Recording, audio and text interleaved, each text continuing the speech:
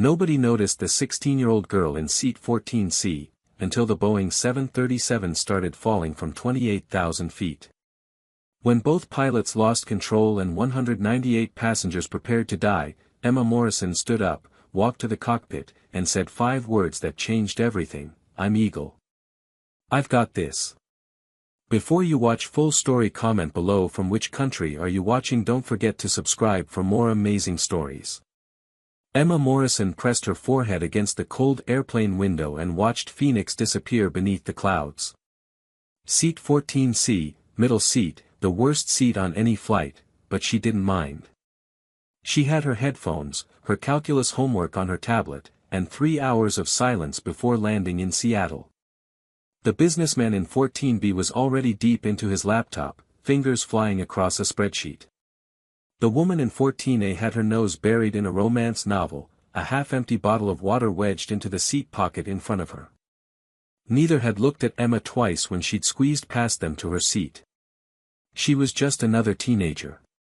Ripped jeans, oversized hoodie, beat-up sneakers. Dark hair pulled back in a messy ponytail. Earbuds in, shutting out the world. Probably visiting family for Thanksgiving break. Probably bored out of her mind. Nobody on Southwest Flight 2638 knew who Emma Morrison really was. Nobody knew that the faded Air Force hoodie she wore had belonged to her mother, Colonel Rachel Valkyrie Morrison, one of the most decorated F-16 fighter pilots in United States Air Force history. Nobody knew that her mother had flown 89 combat missions, earned the Distinguished Flying Cross, and trained dozens of pilots who went on to become squadron leaders and wing commanders. And absolutely nobody knew that from the time Emma was 8 years old until the day her mother died when Emma was 14, Colonel Morrison had secretly, methodically, and completely illegally trained her daughter to fly military aircraft. Emma shifted in her seat, trying to get comfortable, and pulled up her calculus assignment. Derivatives. Chain rule. Stuff that was supposed to be challenging for a high school junior, but after calculating thrust-to-weight ratios and fuel consumption rates in her head since she was 10, calculus felt almost easy. She caught her reflection in the dark screen of her tablet before it lit up. Green eyes, her father's eyes, though she barely remembered him. He died when she was 3, a training accident that her mother never talked about. After that, it had just been the two of them. Rachel and Emma. Valkyrie and her little shadow. The memory hit Emma like it always did, sudden, sharp, stealing her breath. "Mom, why are you teaching me all this?" She'd been 12, sitting in a flight simulator at 0500 hours on a military base where her mother had pulled strings to get them access. The sun wasn't even up yet, and Emma was running through her third emergency landing scenario of the morning. Rachel had leaned against the simulator housing, arms crossed, watching her daughter with those sharp pilot's eyes that missed nothing. "Because you're gifted, Em. Your spatial awareness, your reflexes, your ability to think 3 steps ahead, you're a natural pilot. Better than I was at your age. And talent like that shouldn't be wasted just because you're young." "But Mom, I can't even get my driver's license yet." Rachel had smiled then, that rare, genuine smile that made her look younger, less like a combat veteran and more like just a mom. Flying and driving are different. One requires maturity and judgment to navigate traffic and other idiots on the road. The other requires instinct and training. You have the instinct, baby. The best instinct I've ever seen. I'm giving you the training. When you're older, you'll understand why this matters. Emma blinked hard and focused on her calculus. No crying. Not on an airplane full of strangers. Not when she promised Grandpa Rob she'd moved on. She had moved on. 2 years since her mother's F-16 had been shot down over hostile territory during a combat rescue mission. 2 years since Colonel Rachel Morrison had died a hero, saving a downed pilot's life before her own aircraft was hit by anti-aircraft fire. 2 years since Emma's world had shattered into a million pieces. 2 years since she'd touched an aircraft's controls. After the funeral, full military honors, a flag-draped coffin, pilots from 3 different squadrons standing at attention, Emma had moved to Seattle to live with her grandfather. Brigadier General Robert Morrison, retired. Her mother's father. A Vietnam-era fighter pilot himself, though he walked with a limp now from an ejection injury that had ended his flying career 30 years ago. Grandpa Rob had known about Rachel's training program. He'd argued against it from the start. "She's a child, Rachel. This is dangerous and illegal. If anyone finds out, you'll lose your commission. And Emma could get hurt." But Rachel had been stubborn. "She's a prodigy, Dad. And I'd rather have her overprepared than helpless. The world is dangerous. I fly combat missions. If something happens to me, I want to know that I gave her every tool she might need to survive, to excel, to be extraordinary." After Rachel died, Rob had made Emma promise, no more flying. "Your mother is gone. You're 16 now. Focus on school, friends, normal teenage life. Flying is for later. For when you're 18, when you can do it legally and properly." Emma had promised. And she'd kept that promise. For 2 years, she'd been a normal teenager. Straight A's at her new high school in Seattle. Varsity soccer, she was fast, with good field awareness that her coach said was unusual for someone who'd only played for 2 years. College prep courses. SAT studying. She'd even gone to junior prom last spring, though she'd left early because the music was too loud and the small talk felt pointless. She visited Grandpa Rob every day after school. They'd eat dinner together, watch old movies, not talk about Rachel unless one of them was having a particularly bad day. He was all the family she had left. He was enough. This trip was routine. Thanksgiving break. 5 days in Seattle, helping Rob cook a turkey that would be too big for just 2 people, watching football, maybe hiking if the weather cooperated. Then back to Phoenix where she lived in her mom's old house, the one Rachel had bought before Emma was born, the one the Air Force death benefits had paid off, the one Emma rattled around in like a ghost. Just a normal trip. Just a normal teenager flying to see her grandfather. Emma turned up her music, something indie, melancholy, perfect for staring out airplane windows, and tried to focus on derivatives. She had no idea that in exactly 8 minutes, nothing would ever be normal again. The sound came first. A bang. Loud, violent, like someone had hit the bottom of the aircraft with a sledgehammer. The whole plane shuddered. Emma's headphones were playing music, but she heard it anyway. Her hands froze on her tablet. Every muscle in her body went rigid. That wasn't turbulence. Her mother's voice, crystal clear in her memory, "You'll know the difference, Em. Turbulence is rough air, bumpy, uncomfortable, but the aircraft moves with it. Mechanical failure sounds different. Feels different. There's an impact, a wrongness, like the aircraft is fighting itself." Around her, passengers gasped. The businessman in 14B looked up from his laptop, confused. The woman in 14A grabbed Emma's armrest, her book falling to the floor. "What was that?" someone behind them said loudly. The shuddering intensified. The overhead bins rattled. Somewhere in the back of the plane, someone screamed. Emma yanked out her earbuds and listened, really listened, the way her mother had taught her. The engine sound was wrong. She could hear it even through the fuselage. One engine was running rough, the pitch too high. And there was a whining noise, hydraulic pump struggling. The captain's voice crackled over the intercom. Professional, controlled, but Emma could hear the tension underneath. "Flight attendants, be seated immediately." That was it. No passenger announcement. No, "We're experiencing some turbulence," or "minor technical issue." Just an order for the flight attendants to strap in. Emma's heart started to pound. That told her everything. The pilots were too busy fighting for control to worry about calming passengers. This was bad. The woman in 14A squeezed Emma's arm. "Is this normal? This doesn't feel normal. Emma opened her mouth to respond, but the words died in her throat as the aircraft suddenly pitched forward. Not a gentle descent. A dive. Passengers screamed. Bags tumbled from the overhead bins that had popped open. Someone's phone flew through the air, smashing against a window. The woman in 14A was crying now, her fingernails digging into Emma's arm hard enough to hurt.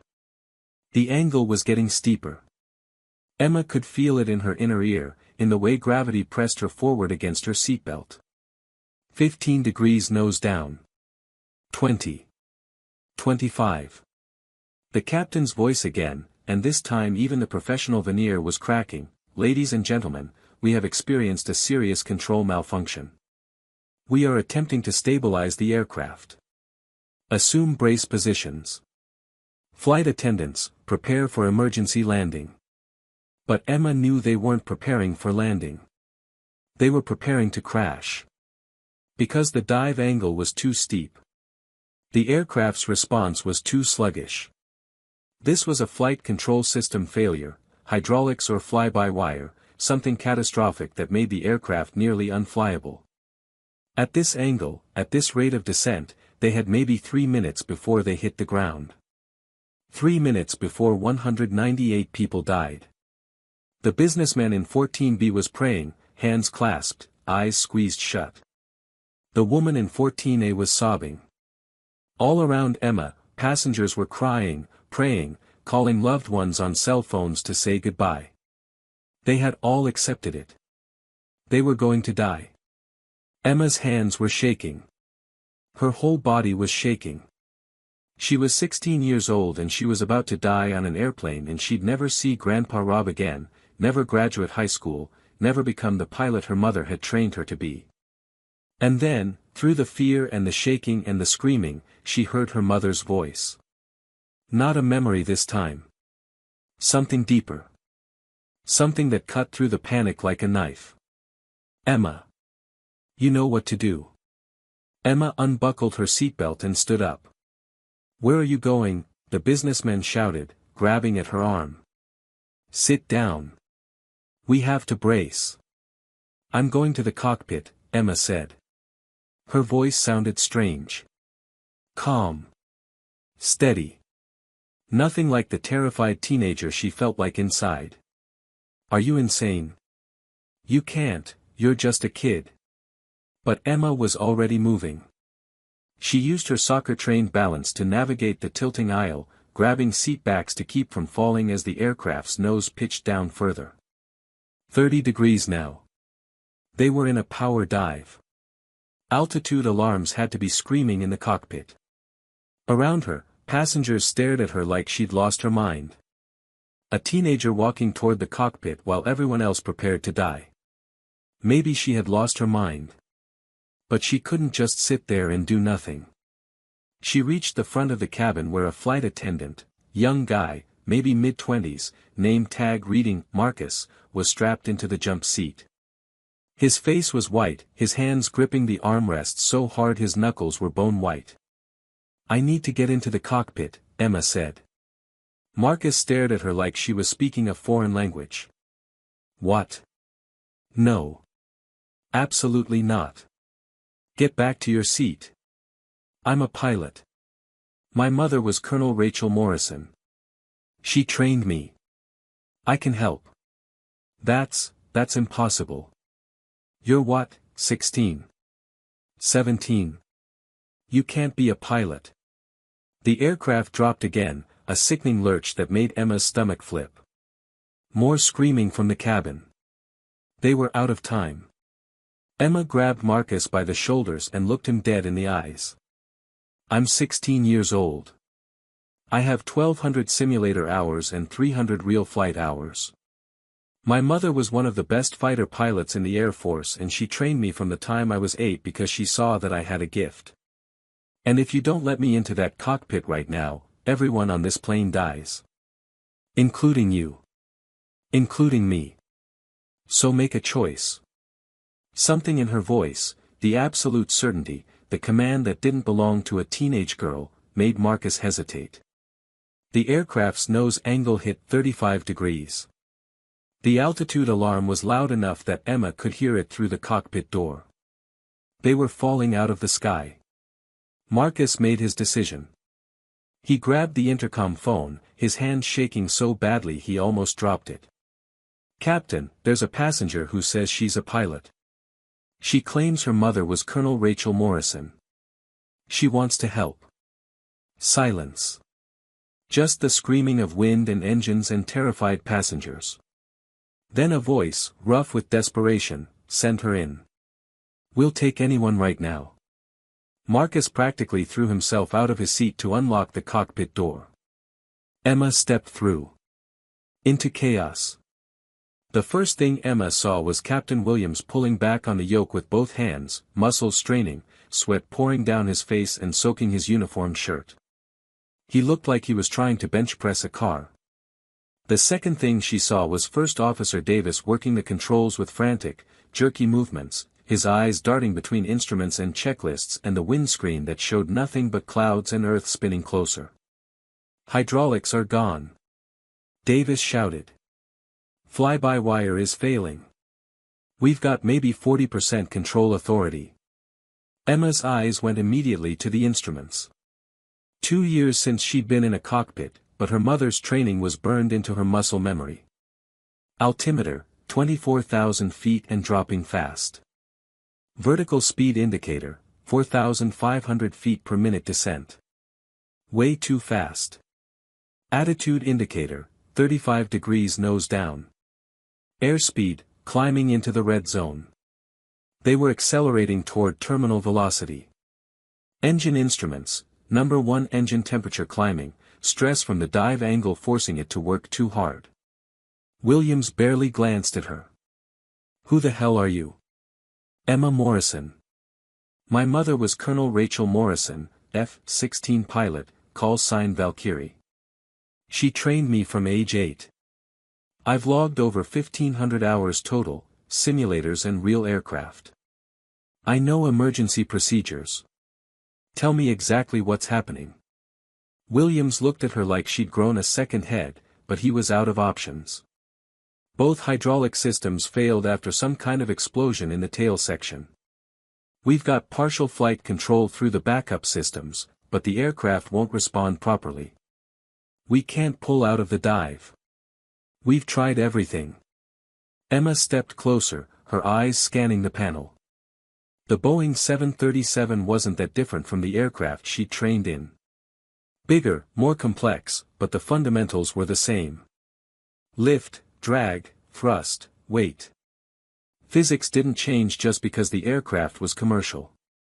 Altitude, 22,000 feet. They had maybe 2 minutes before they reached the point of no return. Her mother's voice, teaching her about hydraulic failures: "When you lose hydraulics, you lose finesse. The aircraft becomes heavy, unresponsive. You can't fight it with brute force, you need to use what you have left differently. Power, pitch, unconventional inputs. You need to think like a test pilot, not a line pilot." "Have you tried asymmetric thrust?" Emma asked. Williams and Davis both turned to look at her. "What?" Williams said. "Asymmetric thrust. Use engine power differential to help control pitch. Reduce power on engine 1, increase power on engine 2. It'll create an unbalanced thrust vector that can help pitch the nose up when your elevators aren't responding." Davis's eyes went wide. That's insane. That could make it worse. We could lose control entirely." "You've already lost control," Emma said. Her voice was steady, but her heart was hammering so hard she thought it might break through her ribs. "You're in an unrecoverable dive with failed hydraulics. Conventional procedures aren't working. You need unconventional procedures." "How do you know about asymmetric thrust?" Williams demanded. "That's not in any commercial aviation manual. It's a combat recovery technique. My mom taught me. She used it once when she lost hydraulics over Afghanistan. She brought her F-16 back on one engine and asymmetric thrust.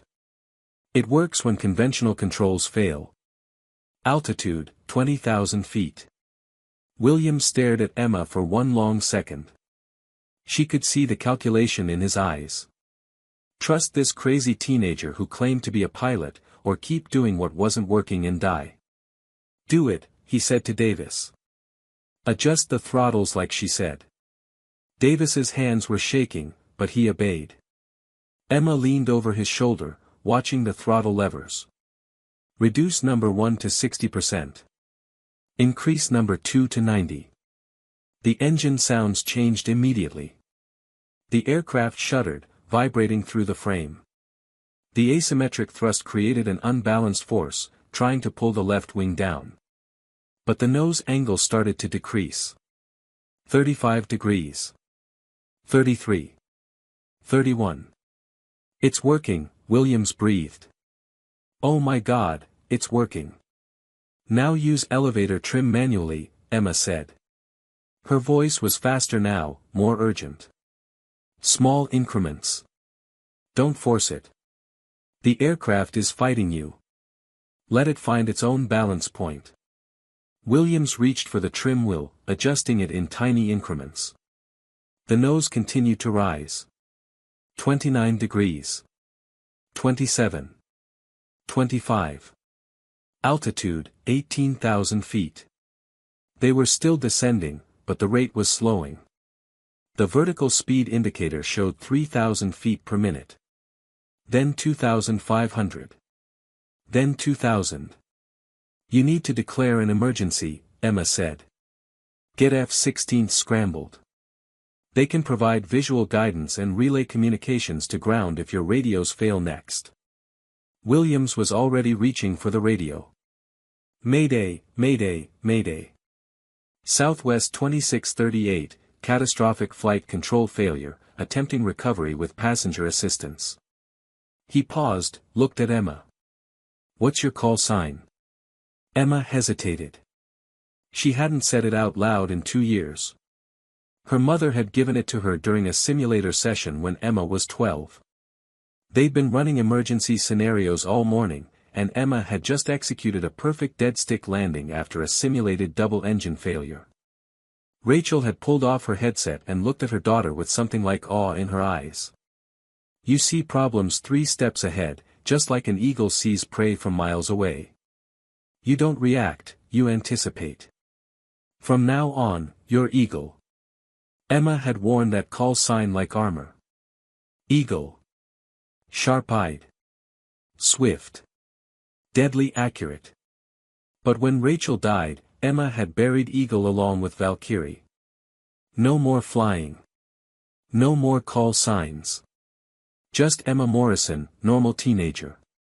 Except she wasn't in the cockpit of a dying aircraft as a normal teenager. She was here as Eagle. Eagle, she said quietly. My call sign is Eagle. Williams keyed the radio. Southwest 2638 declaring emergency. We have catastrophic flight control failure. We are attempting recovery with technical assistance from passenger call sign Eagle. Request immediate F-16 escort and emergency vectors to nearest suitable airport. Static. Silence. Then a stunned voice from air traffic control, Southwest 2638, did you say call sign Eagle? As in Eagle Morrison. Colonel Morrison's daughter. Before Emma could answer, a different voice cut in, military, sharp, professional, and shocked. Southwest 2638, this is Viper lead out of Portland Air National Guard. Confirm, is that Emma Morrison? Is that Valkyrie's daughter? Emma's hands were shaking now. She gripped the back of the first officer's seat to steady herself. Confirmed, Viper lead.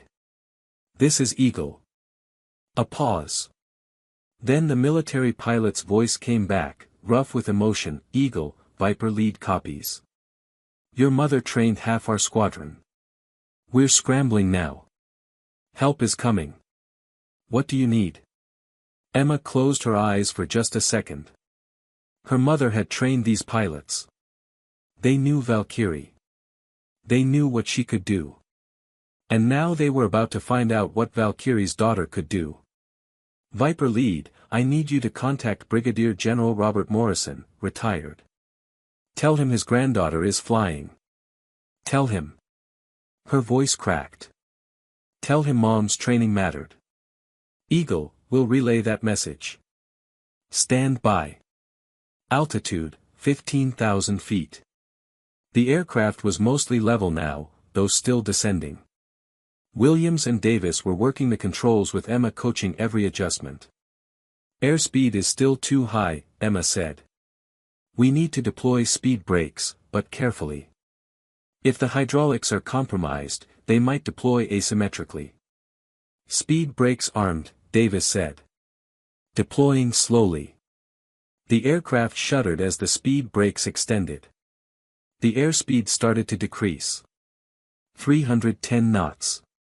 300, 290. And then a new voice came over the radio. Older. Shaking with emotion. Emma would know that voice anywhere. Emma, this is Grandpa Rob. I'm at the Portland Air National Guard base monitoring emergency channels. I heard everything. Sweetheart, I know you can do this. Your mother trained you for exactly this moment. Emma felt tears streaming down her face, but she didn't wipe them away. Her hand stayed on the back of Davis's seat, her eyes on the instruments. Grandpa, I'm scared, she whispered. I know, baby. But you're also the best natural pilot I've ever seen.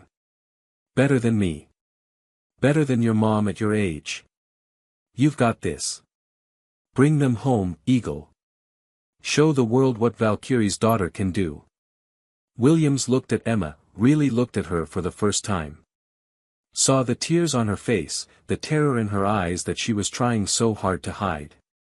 Saw the teenage girl trying to save 198 people. How old are you? He asked softly. 16, Emma whispered. I'm 16. Williams nodded slowly. Then he said, Eagle, I'm handing you the observer controls. Talk me through this. Every step. I'll do what you say. You're the pilot now. For the next 23 minutes, Emma Morrison guided the recovery of Southwest Flight 2638. She talked Williams and Davis through control inputs that her mother had drilled into her during hundreds of simulator sessions. Unconventional inputs that civilian pilots would never learn, combat techniques adapted for a crippled commercial aircraft. Reduce number 2 engine to 70%. Increase number 1 to 85. We need to compensate for the asymmetric drag from the deployed speed brakes. Adjust trim wheel 3 clicks forward. Not 4, 3. Let the aircraft tell you what it needs. Watch your altitude. We're descending through 12,000. We need to level off at 10. Calculate your descent rate, you need to start the flare now, not in 30 seconds. Williams followed every instruction without question.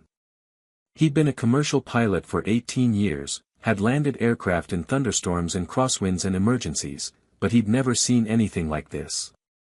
This teenage girl was reading the aircraft like it was speaking to her.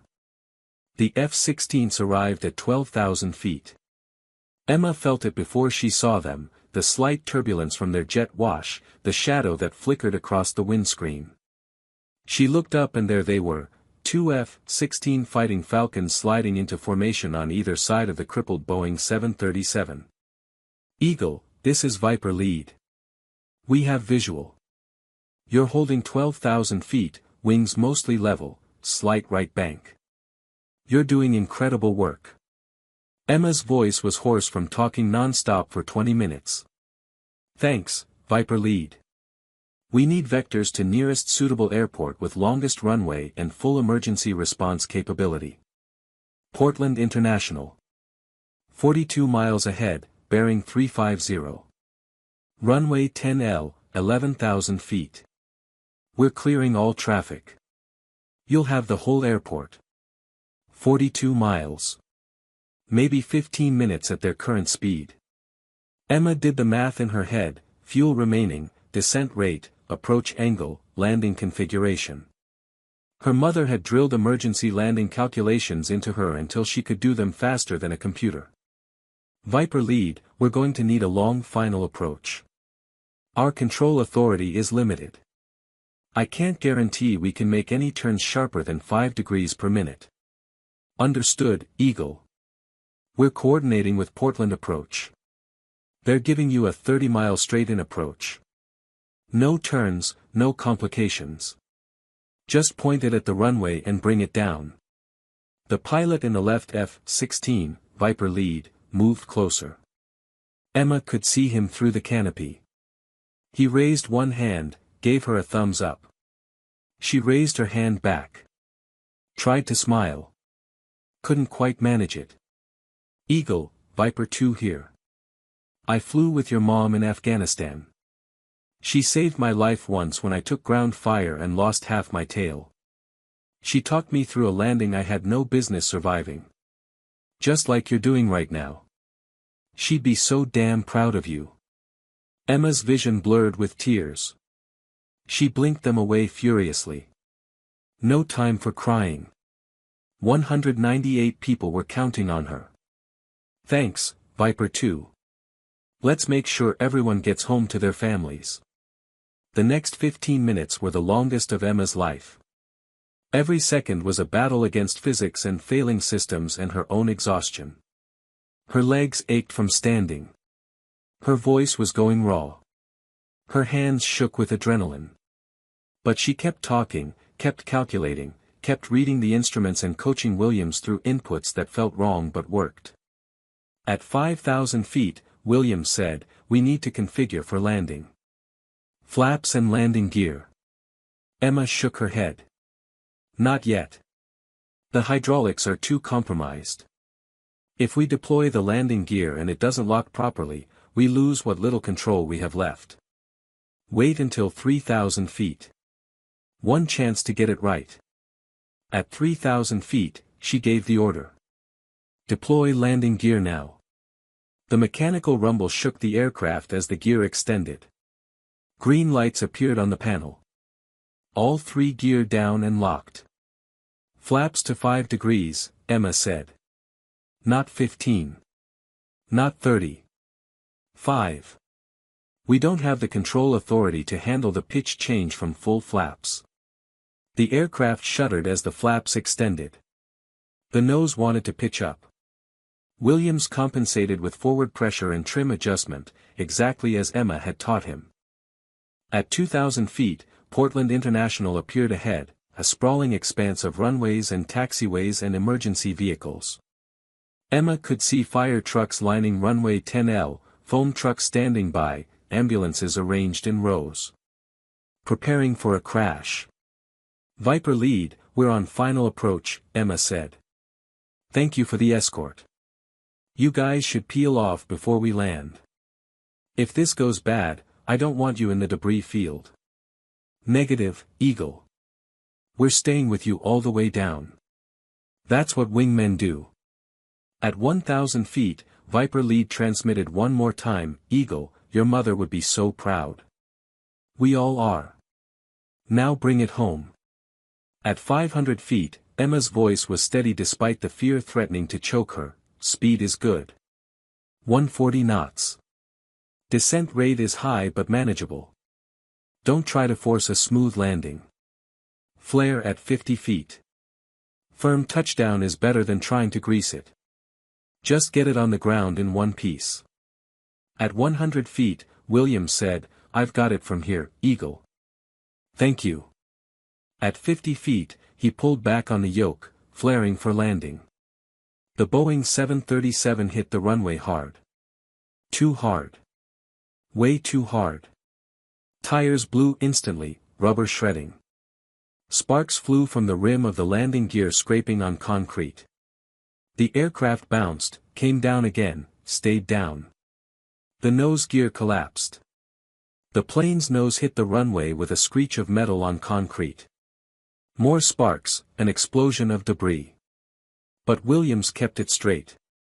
Kept it on the runway centerline. Let the friction and the emergency braking system slow them down. They were skidding, sliding, disintegrating, but decelerating. 60 knots. 40 knots. 20 knots. The aircraft came to rest 7,000 feet down the runway, tail slightly turned, one engine nacelle torn completely off, nose crushed, but on the ground. Stopped. For 3 seconds, nobody in the cockpit moved. Then Davis started laughing. Hysterical, relieved, disbelieving laughter. "We're alive. Oh my God, we're alive." Williams was crying, his hands still gripping the yoke even though they'd stopped moving. And Emma collapsed. Her legs gave out and she sat down hard on the cockpit floor, her whole body shaking so badly she couldn't stand. Williams unbuckled, dropped to his knees beside her, and pulled her into a fierce hug. "You saved us. You saved all of us. How old did you say you were?" Emma's voice was barely a whisper. 16. "I'm 16. Through the cockpit windows, she could see emergency vehicles surrounding the aircraft. Fire trucks spraying foam. Paramedics rushing toward the emergency exits. And 2 F-16s doing a victory roll overhead before climbing back toward Portland Air National Guard Base. Davis was already opening the cockpit door, shouting to the flight attendants, "Everyone off. Emergency evacuation. Move, move, move." Williams helped Emma to her feet. "Can you walk?" She nodded, though she wasn't sure it was true. They stumbled out of the cockpit together. The cabin was chaos, passengers crying, hugging each other, trying to get to the emergency exits. Marcus the flight attendant saw Emma and pointed at her, shouting to passengers, "That's her. That girl saved us." People turned.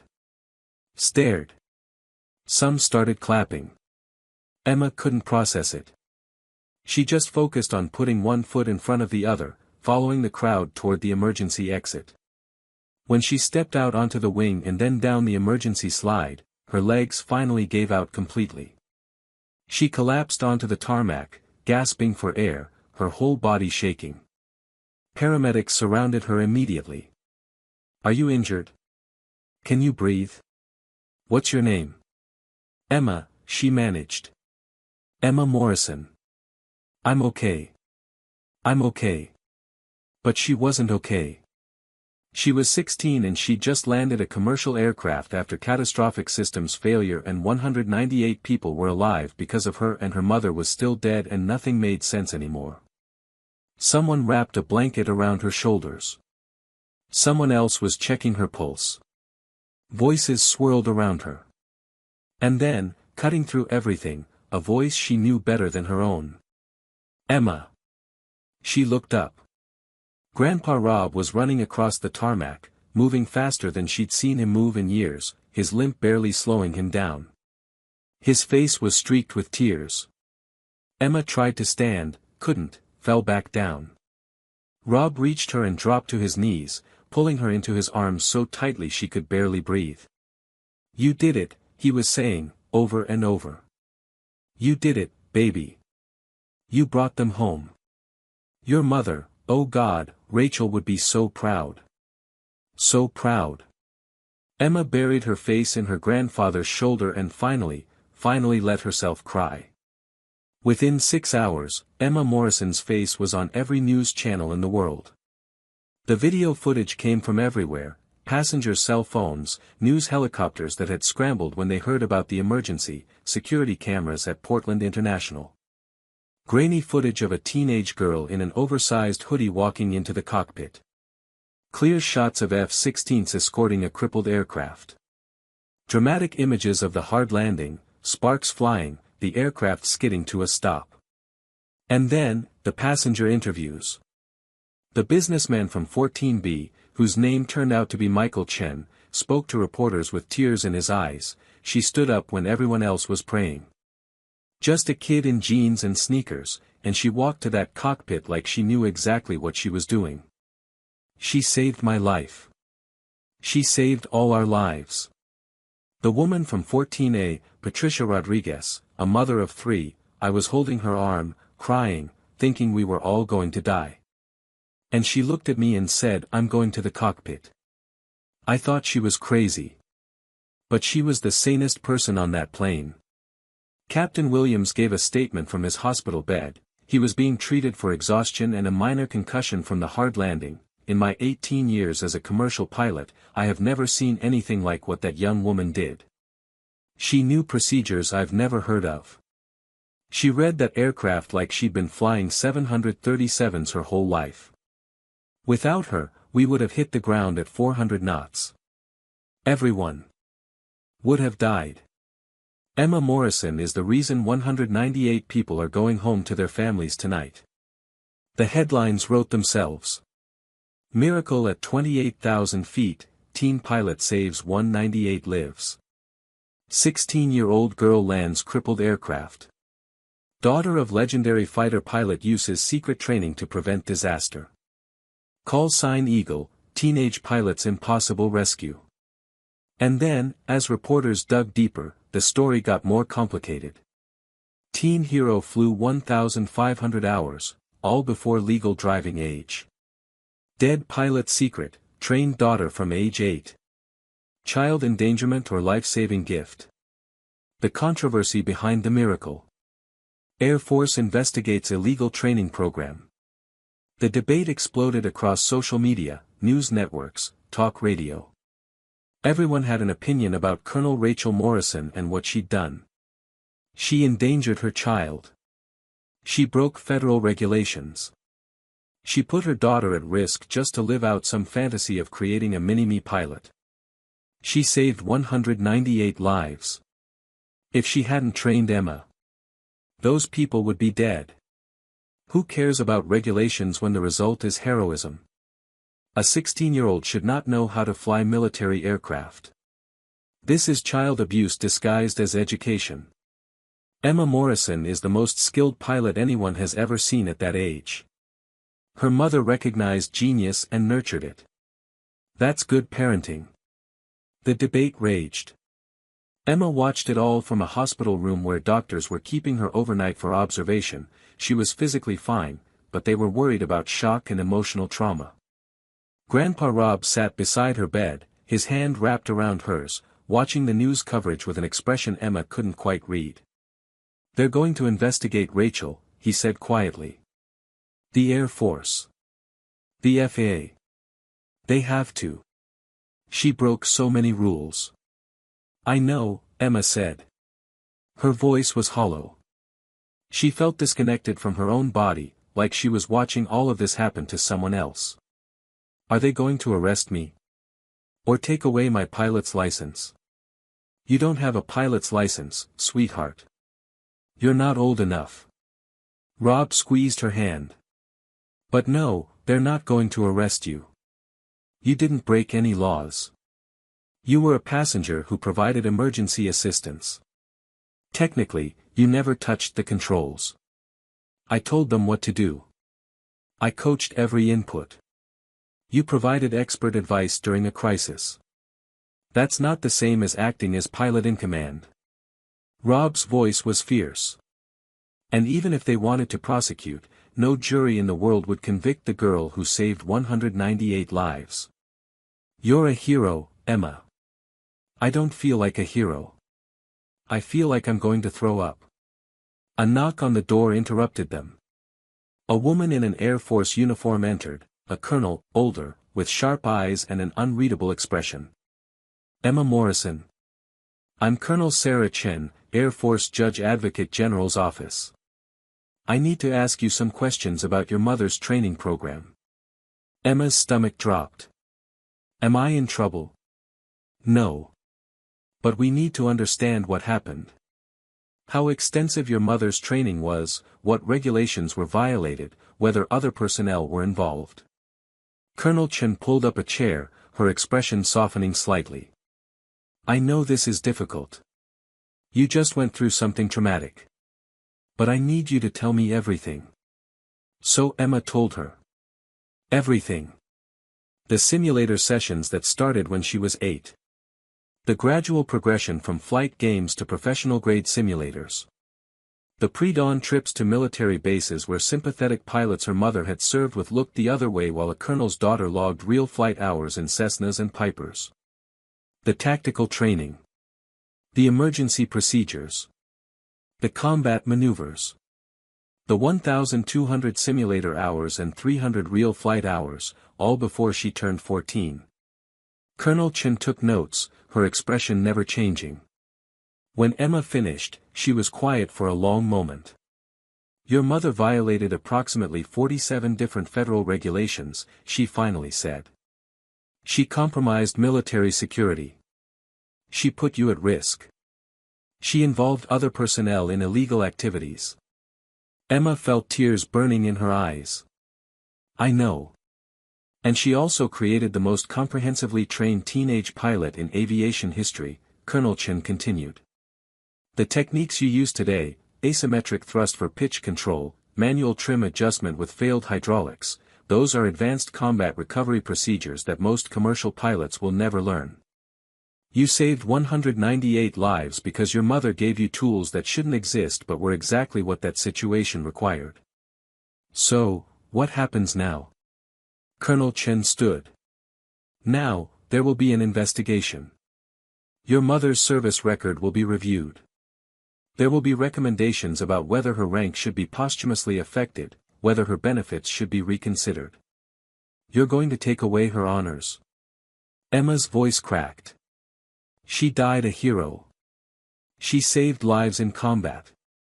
And now you're going to destroy her legacy because she trained me? I didn't say that. Colonel Chen's voice was gentle. I said there will be an investigation. What I think personally is that your mother did something incredibly dangerous and completely illegal because she believed the risk was worth it. And today, she was proven right. But that doesn't make it less complicated. She moved toward the door, then paused. For what it's worth, Emma, I think your mother would be proud of you. Not just because you saved those people. But because you did it with honor. You didn't grandstand. You didn't take credit from the captain. You just quietly did what needed to be done. That's the mark of a true pilot. After she left, Emma and Rob sat in silence. What do you think Mom would say? Emma finally asked. About all of this? Rob was quiet for a long time. Then, I think she'd say that she knew this might happen. That she knew someday her training of you might come to light. And that she decided you were worth the risk. That you were worth everything. Was she right? You saved 198 lives today, Emma. What do you think? The press conference was scheduled for 2 days later. Emma didn't want to do it. She wanted to disappear, to go back to being a normal teenager, to pretend none of this had ever happened. But Grandpa Rob was gentle and firm. They're going to tell your story with or without you, sweetheart. Don't you want it to be the truth? So she agreed. The conference was held at Portland Air National Guard Base, in a room packed with reporters, cameras, and military personnel. Emma sat at a table between Grandpa Rob and General Marcus Chen, the commander of the Portland Air National Guard. She dressed carefully, black pants, a simple blue blouse, her hair pulled back neatly. She looked older than 16. More serious. But her hands shook as she reached for the water glass in front of her. General Chen spoke first, giving the official account of the emergency. The mechanical failure. The deployment of F-16s. The successful landing with assistance from a remarkably skilled passenger. Then it was Emma's turn. She looked out at the sea of cameras and faces and felt her throat close up.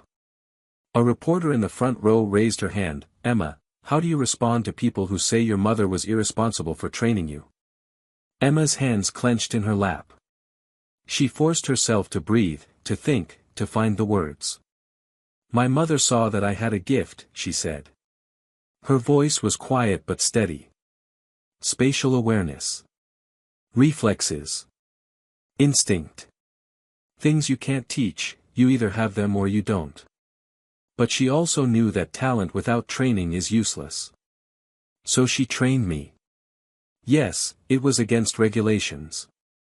Yes, it was dangerous.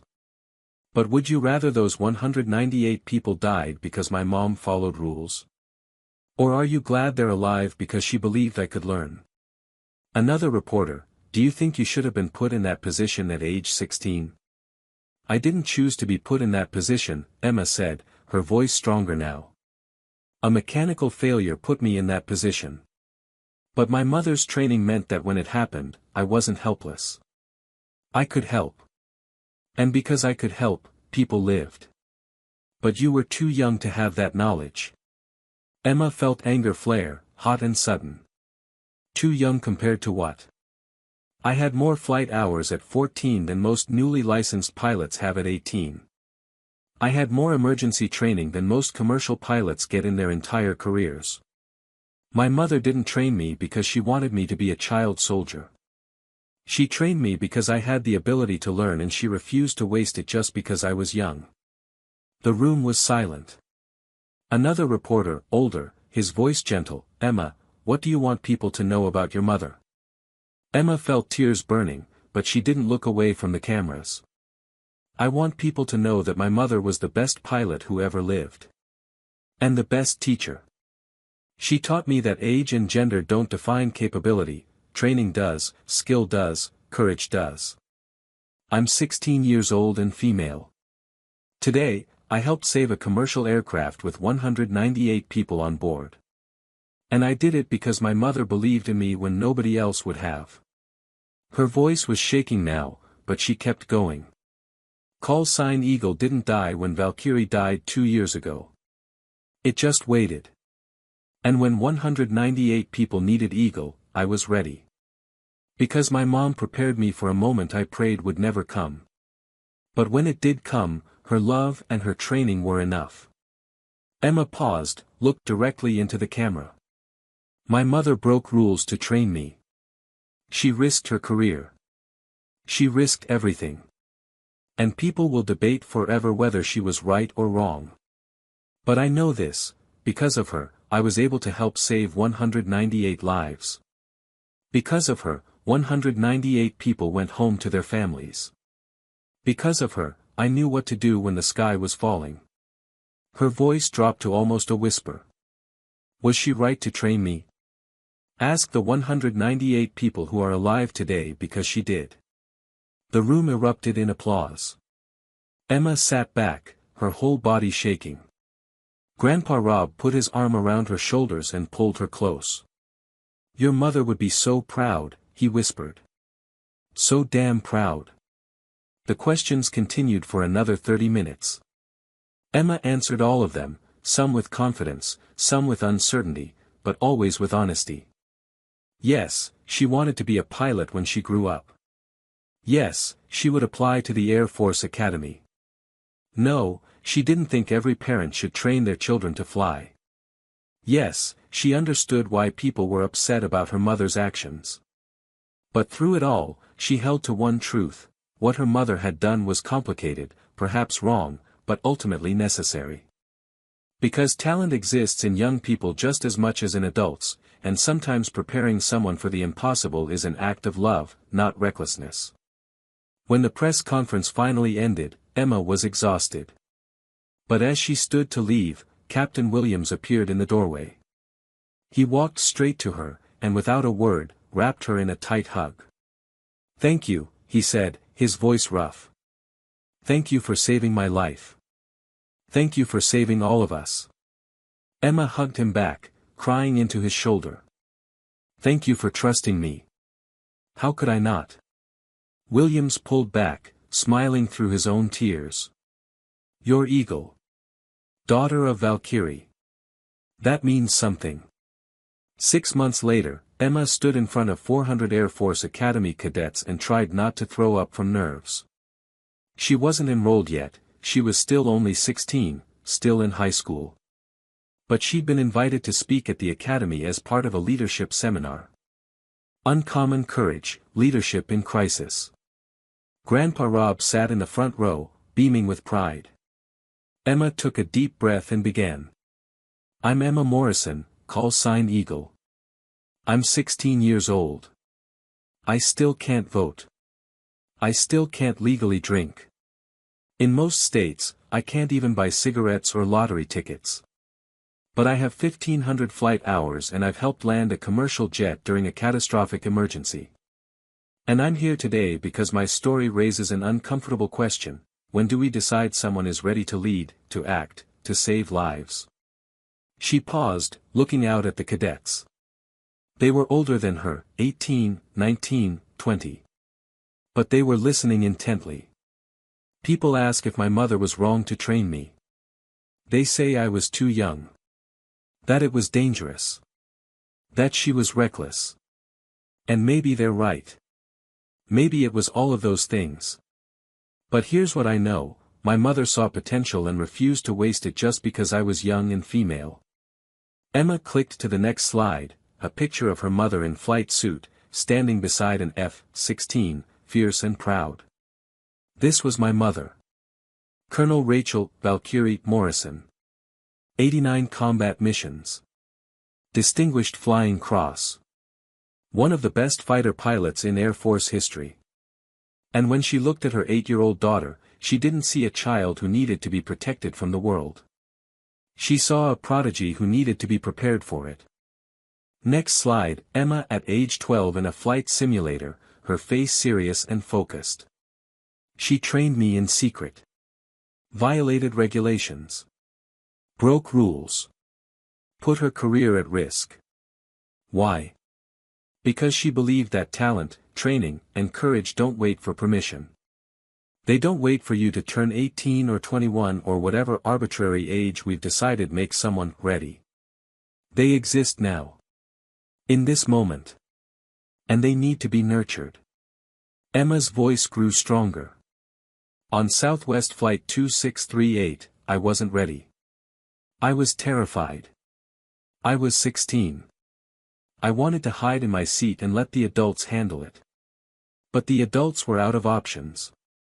And I had skills that could help, skills I shouldn't have had, skills that existed because my mother decided that too young was less important than capable. She showed the next slide, an image of the damaged aircraft on the runway, emergency vehicles surrounding it. 198 people went home that day. They hugged their families. They went back to work. They kept living. Because a woman broke rules to teach her daughter what she needed to know. Was it illegal? Yes. Was it dangerous? Probably. Was it worth it? Emma looked directly at the cadets. Ask the 198 people who are alive because she did. The room was silent. I'm not saying every parent should train their children to be pilots, Emma continued. I'm not saying rules don't matter. What I am saying is that my mother looked at me and saw who I could become, not just who I was. She saw Eagle before I knew Eagle existed. And she prepared me for a moment she prayed would never come. She showed the final slide, a photo of Emma and Rachel together, Emma maybe 13, both of them in front of a small aircraft, both grinning. My mother was Valkyrie. A legend. A warrior. And she taught me that legends don't die, they pass their knowledge to the next generation. She taught me that leadership isn't about age or rank or following the proper channels. It's about being ready when the moment comes. It's about having the skills, the courage, and the will to act when action is needed. Emma's voice dropped, became more personal. In 2 years, I'll apply to this academy. I'll become a pilot. The best pilot I can be. Just like my mom. And when I do, I'll carry her call sign with honor. Not because she trained me illegally, but because she loved me enough to prepare me for moments I couldn't imagine. Because she refused to let talent go to waste just because the person who had it was young and female. She paused, then finished. Valkyrie's legacy doesn't live in medals or records or history books. It lives in me. In every adjustment I coached on that flight. In every life saved because she decided that too young was less important than talented and trained and ready. Her legacy lives in the truth that heroism doesn't have minimum age requirements when preparation meets impossible crisis. Emma looked out at the silent room. I'm Eagle. I'm 16. And I'm proof that sometimes the rules need to be broken, not carelessly, but carefully, with purpose and love, so that when the sky is falling and 198 lives hang in the balance, there's someone ready to stand up and say, I've got this. The cadets rose to their feet. The applause was thunderous. Emma stood at the podium, tears streaming down her face, and felt her mother's presence like a hand on her shoulder. You did good, baby. You did so good. After the speech, dozens of cadets lined up to talk to Emma, to shake her hand, to tell her that her mother sounded like an incredible person. One cadet, a young woman named Sarah, hung back until the crowd cleared. Then she approached Emma quietly. My dad is a fighter pilot, she said. He's been deployed most of my life. And last year, he started teaching me to fly. Not officially. Just, taking me up in his plane, showing me things. I'm 17. I have maybe 50 hours. She looked at Emma with desperate hope. Did I hear you right? Is it okay that he's teaching me? Emma thought about it carefully. About regulations and safety and all the reasons her mother's training had been controversial. Then she thought about 198 lives saved. I think, Emma said slowly, that if you have the talent and the passion and the discipline, and if your dad is teaching you safely and responsibly, then you're lucky. Because most people never get the chance to learn from someone who believes in them that much. Sarah's eyes filled with tears. Thank you. Everyone acts like we're doing something wrong. But it doesn't feel wrong. It feels like he's giving me a gift. That's exactly what it is, Emma said. A gift. Use it wisely. After Sarah left, Grandpa Rob came up and hugged Emma. Your mother would have loved this, he said. Seeing you speak here. Seeing you own your story. Do you think she was right, Grandpa? Really? Rob thought about it for a long moment. I think your mother made a choice that could have gone terribly wrong. She put you at risk. She broke laws. She did things that could have destroyed her career and put you in danger. But she also gave you skills that saved 198 lives. So was she right? He smiled sadly. I think she was both reckless and right. And I think that's what love sometimes looks like, being willing to risk everything to give your child every possible chance to be extraordinary. And sweetheart, you are extraordinary. Emma leaned into her grandfather's embrace and let herself feel, just for a moment, the full weight of everything that had happened. 6 months ago, she'd been a normal teenager. Now, she was famous. A hero. A controversy. A symbol. But underneath all of that, she was still just Emma. A girl who missed her mother. A girl trying to figure out who she was and who she wanted to become. Grandpa. Yeah, sweetheart. I want to fly again. Not just coach someone else. I want to actually fly. Rob pulled back, looked at her seriously. You sure? After everything that happened? I'm sure. Mom didn't train me just to use it once. She trained me because she wanted me to be a pilot. A real pilot. And I think I want that too. Rob smiled. Then we'll make it happen. Properly this time. Legal certifications, official training, the whole thing. But Emma, you've already proven you're a pilot. The best I've ever seen. Even better than Mom. At 16. Yeah. Even better than your mom. And she would be thrilled about that. Emma smiled through her tears. Call sign Eagle. Call sign Eagle, Rob agreed. Now and always. Emma Morrison, 18 years old, stood in the acceptance office at the United States Air Force Academy and stared at the envelope in her hands. She'd applied 6 months ago. Submitted her transcripts, perfect 4.0 GPA. Her SAT scores, 1580. Her athletic records, varsity soccer, track and field. Her essay about leadership and crisis management. And her flight hours. Now up to 2,000 total, every single one logged legally and properly over the past 2 years as she'd earned her private pilot license, then her commercial license, then her instrument rating. The youngest fully licensed commercial pilot in the country. But it was the recommendation letters that Emma thought had probably made the difference. One from Captain Williams: Emma Morrison saved my life and the lives of 197 other people. She has demonstrated leadership, skill, and courage beyond anything I have seen in my 18 years as a pilot. The Air Force would be lucky to have her. One from General Marcus Chen: I have observed Emma Morrison's growth over the past 2 years. She is mature, disciplined, and possesses natural piloting ability that cannot be taught. She will be an outstanding officer and pilot. And one from Brigadier General Robert Morrison, her grandfather: my granddaughter is the best pilot I have ever known. She is also honorable, compassionate, and committed to service. Her mother would be proud. I am proud. The Air Force will be proud. Now, holding the envelope, Emma's hands were shaking. Grandpa Rob stood beside her. Open it, sweetheart. Emma tore open the envelope and unfolded the letter. Dear Ms. Morrison. On behalf of the United States Air Force Academy, I am pleased to inform you that you have been selected for admission to the class of 2028. She didn't read the rest. She just turned to her grandfather and whispered, I got in. Rob pulled her into a fierce hug, both of them crying. Your mother would be so proud, he said.